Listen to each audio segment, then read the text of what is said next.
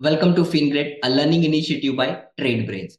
जैसे कि हर खेल के अंदर एक प्रोबेबिलिटी होती है विन एंड लॉस की, वैसे ही स्टॉक मार्केट के अंदर भी एक प्रोबेबिलिटी होती है जहां पे आपके कुछ ट्रेड सही जाएंगे, आपके कुछ ट्रेड गलत जाएंगे। मतलब कुछ ट्रेड आपको प्रॉफिट देंगे और कुछ ट्रेड जो है वो आपको लॉस देंगे। और इसी कॉम्बिनेशन के साथ पूरी जिंदगी ये गाड़ी चलती रहेगी। तो हमें ये जानना बहुत जरूरी है कि ऑप्शन बायर की विनिंग प्रोबेबिलिटी क्या होती है एंड ऑप्शन सेलर की विनिंग प्रोबेबिलिटी क्या होती है।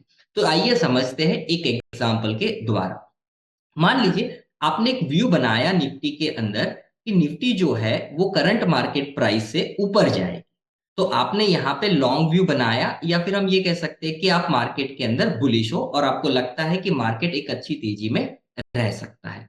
तो ये केस में क्या होगा कि अगर मार्केट ऊपर जाता है तो जो बायर है वो डेफिनेटली पैसा कमाएगा, और सेलर ने भी सिमिलर व्यू बनाया है, उसके हिसाब से उसने अपनी पोजीशन बनाई है। तो अगर मार्केट आपकी डायरेक्शन के अंदर मूव करता है तो दोनों पैसे कमा सकते हैं, प्रोबेबिलिटी है। अगर मान लीजिए अगर मार्केट की डायरेक्शन आपके अपोजिट चली जाती है, आपने सोचा था कि मार्केट तो तेजी में रहेगा लेकिन अब मार्केट मंदी में आ चुका है या फिर गिरना चालू हो चुका है, तो ऑप्शन बायर जो है वो डेफिनेटली पैसा नहीं कमाएगा, वो लॉस करेगा। एंड सेम वे, क्योंकि व्यू आपका सेलर का भी गलत हो गया तो वो भी पैसा नहीं कमा पाएगा। अब आते हैं तीसरे केस पे। ये बहुत ही इंटरेस्टिंग, इसको ध्यान से समझिएगा।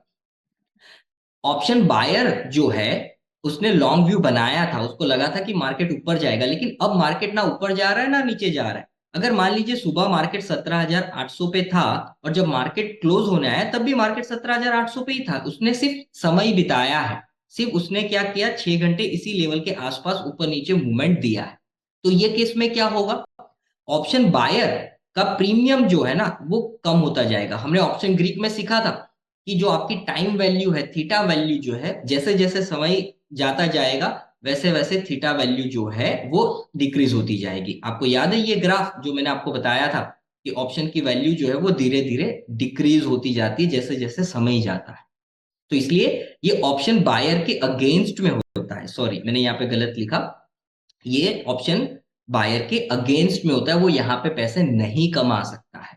लेकिन जब आप ऑप्शन सेलर की बात करते हैं तो डेफिनेटली उसको यहाँ पे प्रॉफिट मिलेगा। क्यों? क्योंकि उसको तो चाहिए क्या कि ऑप्शन की जो वैल्यू है, जो प्रीमियम है, वो कम हो।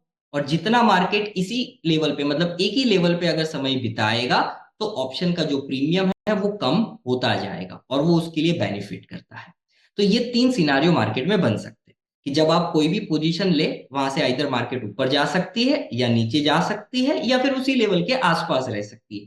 ये तीन केस के अंदर जो ऑप्शन सेलर है वो अगर आप देखेंगे तो दो बारी पैसे कमाता है, जबकि ऑप्शन बायर जो है वो सिर्फ एक बार पैसे कमाता है। तो इसकी विनिंग प्रोबेबिलिटी होगी 1/3, इसकी विनिंग प्रोबेबिलिटी होगी 2/3।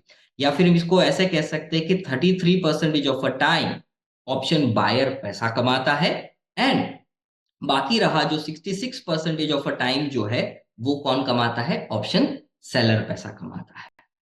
तो यहां से बहुत ही क्लियर हो गया कि ऑप्शन बायर जो है वो बहुत ही लिमिटेड पैसा कमा सकता है, जबकि ऑप्शन सेलर जो है उसकी विनिंग प्रोबेबिलिटी इनहरेंटली मैथमेटिकली काफी ज्यादा है। लेकिन अगर हम ऑप्शन बायर बनना चाहते हैं और कम विनिंग प्रोबेबिलिटी में भी बेहतर काम करना चाहते हैं तो हम क्या कर सकते हैं। एक दो एग्जांपल देता हूं, आगे हम और डिटेल में बात करेंगे। आपने चीता तो देखा ही होगा या उसके बारे में सुना होगा, डिस्कवरी चैनल पे आपने देखा होगा। उसके शिकार करने का तरीका क्या होता है, वो आराम से बैठता है, शिकार के बहुत ही नजदीक जाता है, वेट करता है राइट अपॉर्चुनिटी का, और जैसे ही उसको राइट अपॉर्चुनिटी दिखती है वो शिकार करता है। वो ऐसा नहीं होता है कि हर शिकार के पीछे भागता रहता है। वो अपना शिकार टारगेट करता है, समय देता है, उसके नजदीक जाता है और फिर शिकार करता है। तो वैसे ही साइकोलॉजी आपको ऑप्शन बायर में भी डेवलप करनी पड़ेगी। दूसरा एक एग्जांपल दो तो स्नाइपर का। मतलब स्नाइपर के पास बहुत ही लिमिटेड गोली होती है, मतलब वो फायर बहुत ही लिमिटेड कर सकता है। ऐसा नहीं होता है कि इक्के छप्पन की तरह आप अंधाधुंध फायर कर सके। तो स्नाइपर जो होता है वो अपने टारगेट को लॉक करता है, वेट करता है, पेशेंटली समय देता है और सही अपॉर्चुनिटी मिलने पे वो टारगेट करता है। तो उसी तरीके से ऑप्शन बायर जो है ना वो एक स्नाइपर की तरह होता है। वो राइट अपॉर्चुनिटी, राइट सेटअप का इंतजार करता है, और जब हाई प्रोबेबिलिटी या अच्छी कंफर्मेशन जब उसको मिल जाती है तभी जाके वो अपना ट्रेड लेता है। बाकी का समय वो आराम से बैठा रहता है, क्योंकि उसको पता है ऑप्शन बायर को कि उसके अगेंस्ट में समय है, मतलब समय उसके फेवर में नहीं है।